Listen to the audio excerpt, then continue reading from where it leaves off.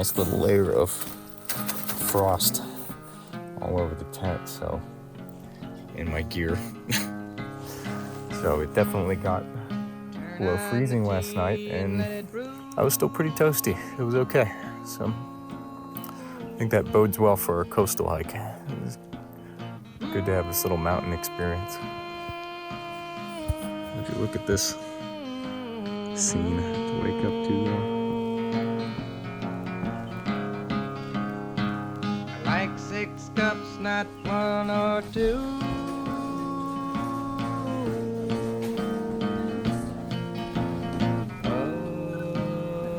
So I can't believe my good fortune. Last night I met a Mrs. Kilvert, and this is the Scott Kilvert hut.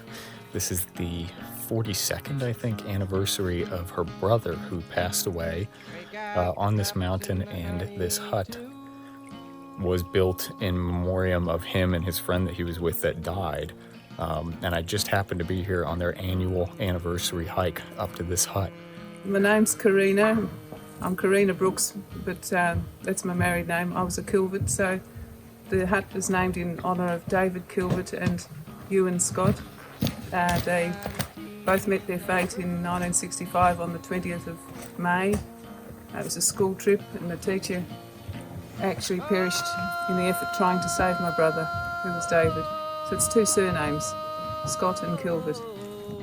So this hut was built out of a lot of passion from the people of the Riverside High School community, but also the Launceston Walking Club. Put in many hours of volunteer work, and then only 11 months after the tragedy, the official opening was held here on April the 4th, 1966. Yeah, it was well publicised at the time. It was an event of great passion. And it seems like it's still remembered. Well, we've made a point of remembering it in the family, especially encouraging my children to participate, who are now all adults.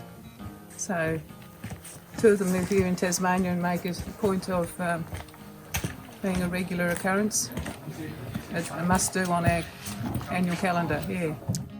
Okay, today's plan, going from the Scott Kilvert hut up the Lake Broadway track, which is by all accounts very steep, and cruising up this ridge line, getting views of the surrounding mountains on the overland track, and making our way back to Dove Lake.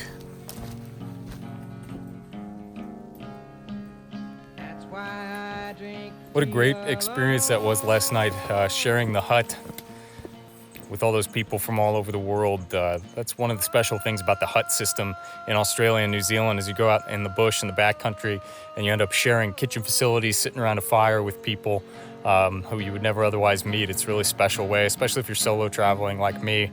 And I am just tickled pink that I was forced to, in a way, take on this hike for these last couple days into the Tasmanian interior. Most of what I'm going to be doing on the South Coast track, of course, is just along the coast, and that's going to be my drive to get to Hobart. So to be here in the thick of it, in the middle, is really special. And I also get to set my feet on one of the world's great tracks, the overland track in Tasmania.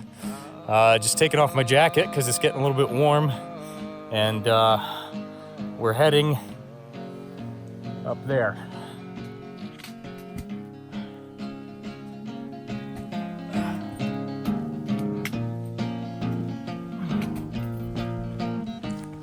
So I just crested the ridge here by Cradle Mountain, and it's absolutely amazing. You come over the other side, and this is the first thing you see. It looks like something that could be, whoop, that way. Something straight out of Arizona. It just, it's made of these like hexagonal kind of geometrical columns of rock, and it just shoots right up out of the middle of this landscape. It's absolutely amazing.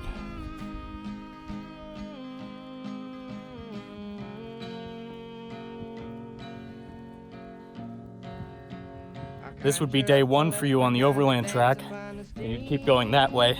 And I really, really badly want to keep going that way because all this ridge line and these mountains and this valley over here looks absolutely incredible.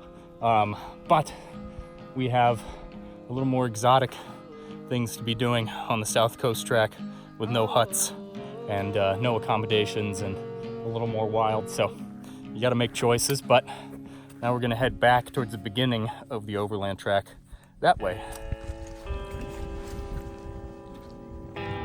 What do we have here?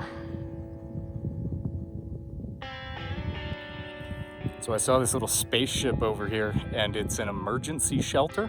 They have these high visibility poles for if it gets snowed in and you have several feet of snow, and you're supposed to be able to find this thing. So let's go check it out and see what the deal is.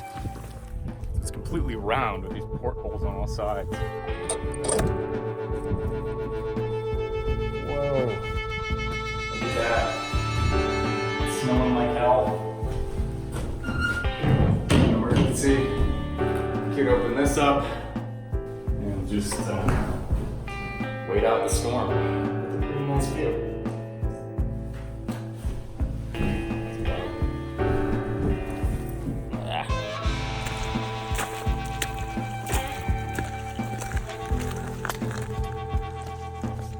I just came out at this amazing spot with the cliffs of Cradle Mountain behind me. As you pan this way, see the mountain there and this incredible valley going off to the north.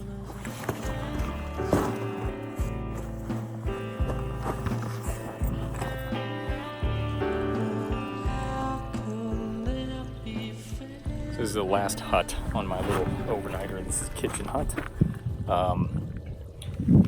If I was feeling really spry, you can go up Cradle Mountain all the way that way for like 2.5 hours, but I've already done more than I planned on doing and got some great vistas, so I'm gonna call it good. Hang out here, have a snack.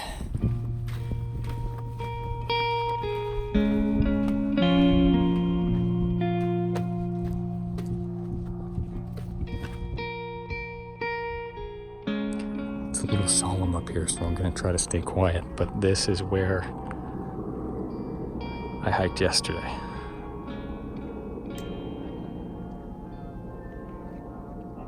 Up that thing. Up that thing. Oh, focus. Down there. I just wanted to share a thought I was having as I was about to end this one night loop around here. Is that I think for me, this is kind of the ultimate antidepressant. Like, as soon as I get out here and I really start walking on the track and my mind's on nothing else and I'm in nature, I just stop worrying about everything. Like, there's no question in my mind about whether or not I'm doing the right thing with my time, or, you know, what I should be worrying about, or anything. I know exactly my situation. I know where I've got to get to. I know how much food I have in my bag. I know what all the factors are. You know, your whole world gets really, really simple, and then you're surrounded by nature, and it just is like, you don't have to justify yourself to anybody. It feels like every last little drop of neurosis kind of melts out of me. It's really, really nice. It just feels like such a breath of fresh air. It feels so good just to be out among this and be awed by something and forget about yourself and where you fit into the context of the world, you know? It's just, you just kind of belong right where you are. Well, it's only 15 more minutes to go to the other shuttle stop, so I'm gonna forgo going back to Dove Lake and try for Ronnie Creek, because supposedly these meadows here contain wombats. Here, wombat, wombat, wombat. Here, wombat, wombat, wombat. Gotta say, it's a pretty smart place for a wombat to hide. I mean, how would you find a tiny tuft of brown marsupialness in this? Wombat poop, y'all. Wombat poop. Out on this trail. Oh my gosh, I thought it was just a bush, but it is literally a wombat right over here. Yes. Oh my god, it's so big. Ow. Wombats are real, everybody. Crikey, he's a big bugger, isn't he? Oh dear, we got a live one. The sea is dark, I'm waiting for it again. For her hand. You guys, wombats are a real thing. her hand He's on right the there. river. Wombats. I love it. I'm excited to get back into town, get a shower, and start preparing for the South Coast Track. Now that I know all my gear is good to go.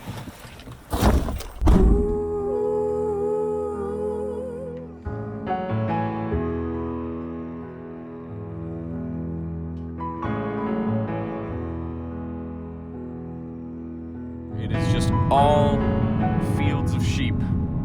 Endless fields of sheep.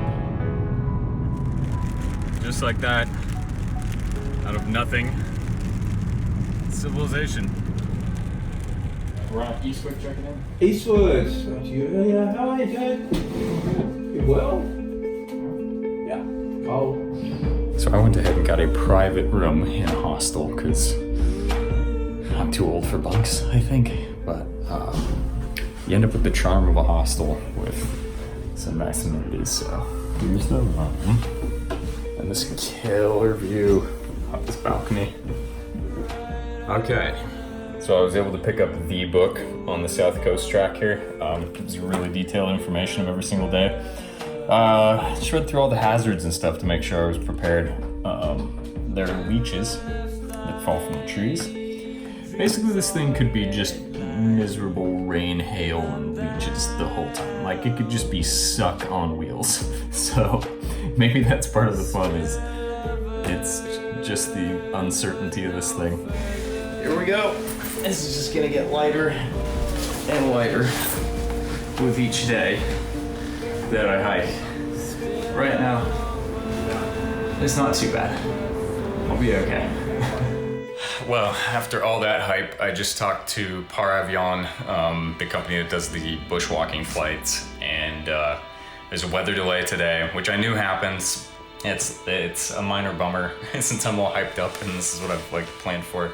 So I'm gonna have another day here in Hobart, but that's okay. It's only one day weather delay. I planned for it. I've got enough room on the back end of my trip to handle this. Ladies and gentlemen, boys and girls, we have a brand new plan. I called up this guy, Hugh, that I met in the hut, Cradle Mountain. Always good to make friends when you're traveling. And he was like, dude, you can just hike in halfway. The eastern half is the best half of this hike anyways. So I was like, that's genius. I'll just rent a car. I'm gonna drive to Cockle Creek, leave my car there, hike the best part all the way up the Ironbound Range, come back down, go out. I don't need to time it. I can take my extra time if I need to. I can turn back early if I need to. This solves all of my problems. So yeah, who needs airplanes? This is a dumb idea anyways. I'm so excited that this hike isn't dead. It's such an easy solution. I can't believe I didn't think of it. Here we go. Drive, park, chugga, chugga, chugga, chugga, chugga, chugga, chugga, chugga, chugga, chugga, chugga. Ta-da! Come back. So I'm just about to head into town here, get the last few bits and bobs, as they say. Odds and ends, I need some fuel, I need a weather radio, I need the EPIRB, and then yeah, we'll be sorted. I can't wait to knock this mother out tomorrow. I know this isn't a big deal to somebody who does alpine climbing or ice climbing or anything crazy, like you're just going on a hike and it's gonna be raining. But I think epic is relative. It's epic to me, and that's what matters. It's gonna go a long way, I think, to building my confidence in my ability to plan, research, and execute something that's a little bit risky and mitigate those risks and pull it off. So, I'm letting myself feel that, the epicness of what's about to happen.